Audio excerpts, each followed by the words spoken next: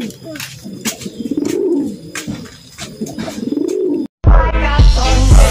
must up the place, turn up the bass and make them all out.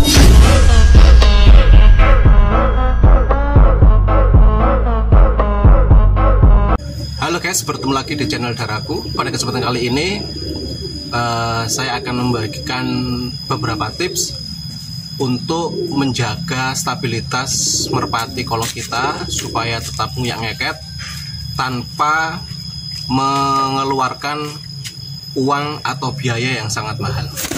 Kita akan memanfaatkan dari alam supaya kita tidak mengeluarkan banyak kocek atau banyak uang, tetapi kualitas burung merpati kita dalam giring tetap stabil. Ingin tahu selengkapnya? Saksikan di channel Daraku sampai akhir.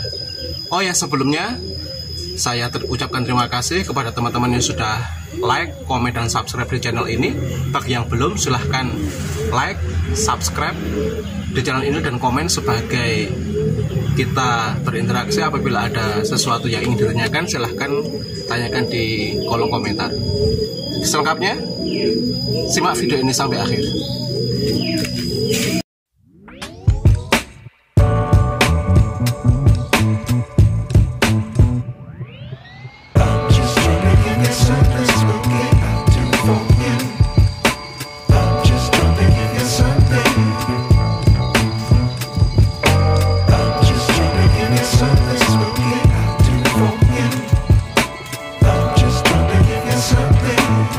Oke, masih di channel Daraku. Seperti yang sudah saya berikan informasi dari awal, bahwasanya perawatan merpati khususnya untuk menstabilkan supaya giringnya tetap stabil, ada beberapa tips.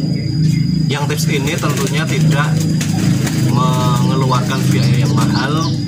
Kita akan memanfaatkan dari alam saja, dari alam yang sudah diberikan kepada kita semua, yaitu sinar matahari.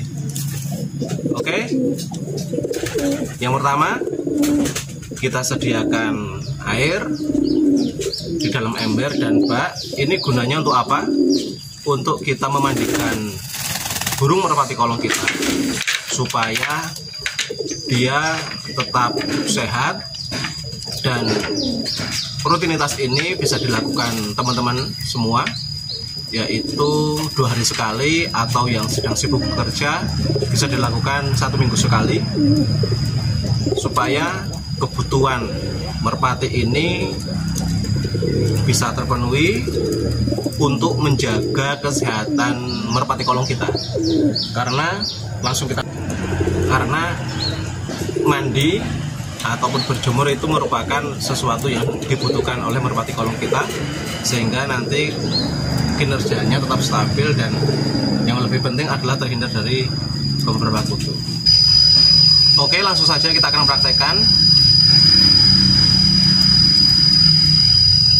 Rutinitas yang harus kita lakukan dalam merawat merpati kolong supaya tetap stabil dalam giringnya adalah memandikan. Ini sangat simpel ya, bisa dikatakan sangat simpel karena yang kita butuhkan hanyalah air dan lap.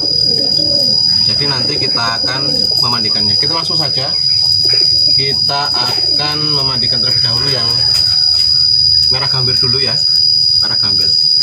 Oh ya, dalam memandikan merpati yang perlu diperhatikan adalah bagian-bagian mana yang akan kita bersihkan terlebih dahulu, supaya nanti merpati ini juga tidak terlalu basah, tetapi bisa menjaga merpati ini tetap stabil dan tetap sehat. Yang pertama kita bersihkan bagian kakinya dulu. Kakinya kita lap dulu ya. Ini kegunaannya adalah untuk menghilangkan kotoran-kotoran merpati yang menempel di kaki supaya terhindar dari jamur. Ini sangat penting karena kalau kulit merpati di kaki ini sudah ada jamurnya, nanti larinya akan ke daya tahan tubuh akan terganggu Karena kan kalau jamur itu kan lebih ke efek gatal dan nanti akan cedera. Kalau sudah cedera akan luka. Nah, ini akan mengganggu kesehatan merpati kita. Setelah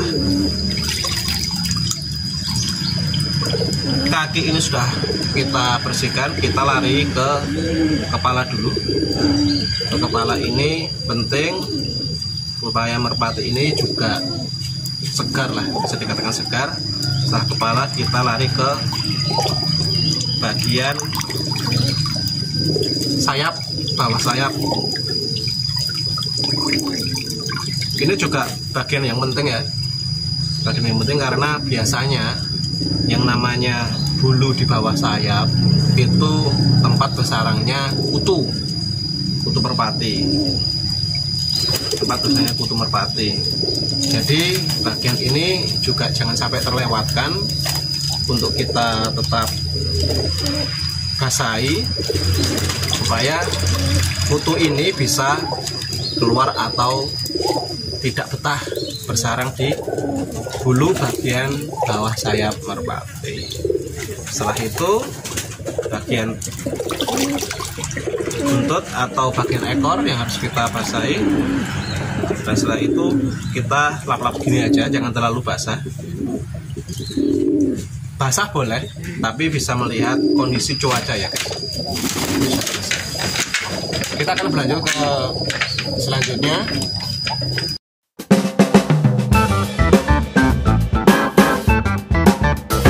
Dengan merpati ini bisa dikatakan cukup efektif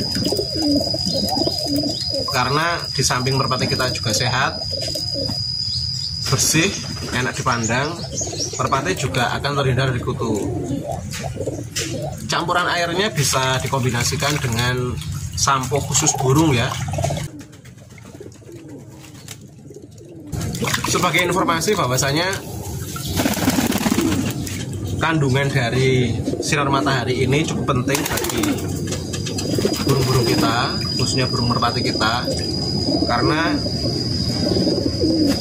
sinar matahari mengandung inframerah. Kalau dari artikel itu ya, inframerah itu bisa meningkatkan hormon testosteron. Bahasanya seperti itu kalau di internet. Jadi ketika hormon testosteron merpati ini bisa meningkat, yang terjadi apa? Yang terjadi merpati akan birahinya stabil. Kalau birahi stabil, dia akan kawin dengan pasangannya. Kalau sudah kawin pasangannya, maka yang namanya giring itu pasti kan hubungannya dengan birahi ya. Birahinya stabil, jadwal bertelurnya stabil atau jadwal mengerangnya stabil, nanti ketika giring pasti juga akan stabil pula. Yang menjadi masalah kalau merpati ini tidak mau kawin atau tidak mau birahi, makanya ada beberapa masalah atau ada beberapa masalah yang dihadapi oleh para pemain merpati kolong. Merpatinya tidak mau kawin atau merpatinya tidak mau giring, itu menjadi masalah. Ketika dibawa ke kolong ternyata giringnya tidak ngeket dan performanya itu juga pasti akan menurun. Nah, itu masalah. Nah, terapi ini atau perawatan yang seperti ini bisa kita lakukan untuk meningkatkan hormon testosteron di dalam tubuh merpati. Tidak hanya itu, sinar matahari juga mengandung sinar ultraviolet. Nah, ini tentu harus kita pahami dulu kapan sinar matahari ini mengandung vitamin D3 atau vitamin D. Vitamin D ini bisa ketika burung merpati ini sudah terkena sinar matahari, maka dia akan mendapatkan vitamin D3.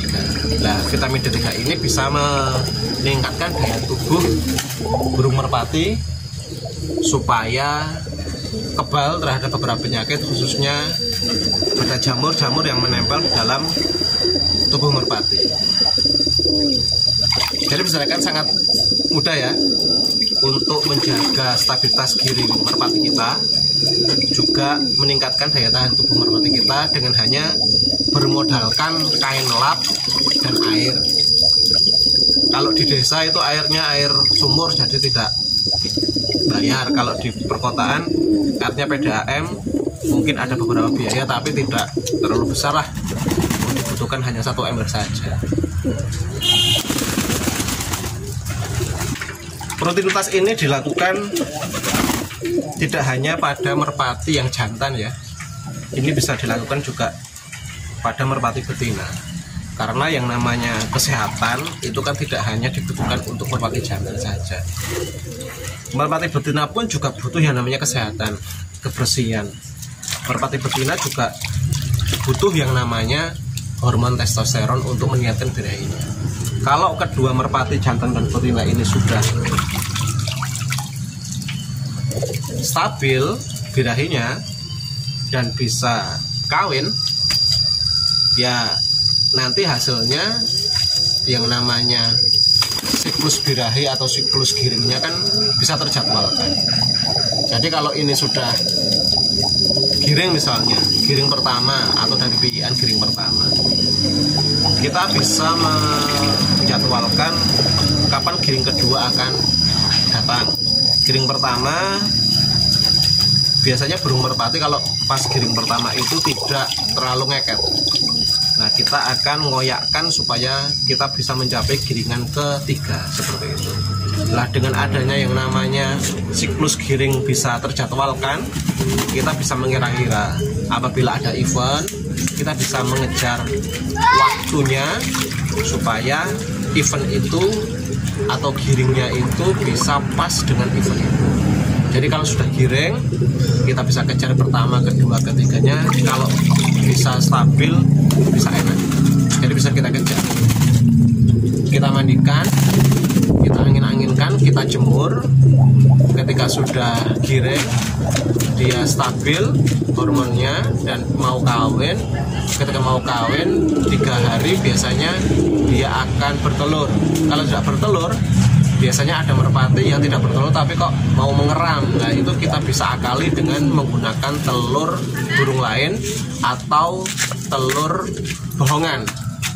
Bisa kita dapatkan di beberapa poultry atau beberapa toko tempat makan. Ini ada yang menyediakan seperti itu. Saya sudah pernah melihat soalnya. Ketika sudah mengeram selama 3 hari atau seminggu, kita cabut dan kita mandikan lagi dan kita jemur lagi dengan sistem yang seperti tadi, maka bisa dipastikan 2 hari kemudian burung itu akan kembali giring. Nah, hal-hal yang seperti ini yang harus kita pahami dalam bermain merpati kolong, supaya nantinya ketika ada event, player kita bisa kita perkirakan estimasinya atau perkiraannya, kira-kira di nanti ada event yang akan datang, kita bisa ikut atau tidak. Itu tujuannya.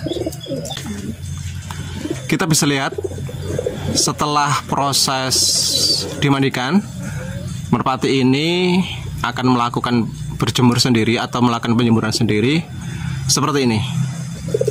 Tuh, dia akan santai sekali menikmati matahari yang ada, sinar matahari yang ada. Hal ini yang meningkatkan hormon testosteron yang sudah saya sampaikan di awal, meningkat.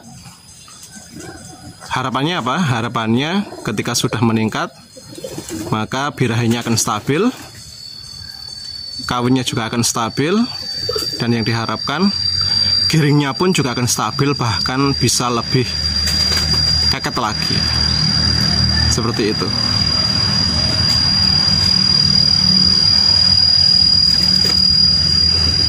Mungkin hanya itu guys yang bisa kami bagi teman-teman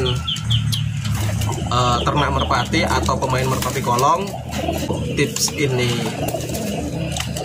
dirasa bermanfaat, silahkan tekan tombol like dan tombol komen dan subscribe sebagai apresiasi dalam saya menyajikan atau memberikan informasi kepada teman-teman pecinta merpati polo.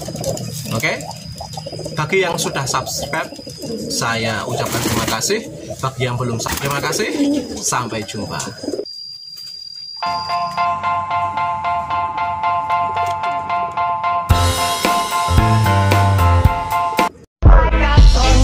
We must up the place, turn up the bass and make them all out.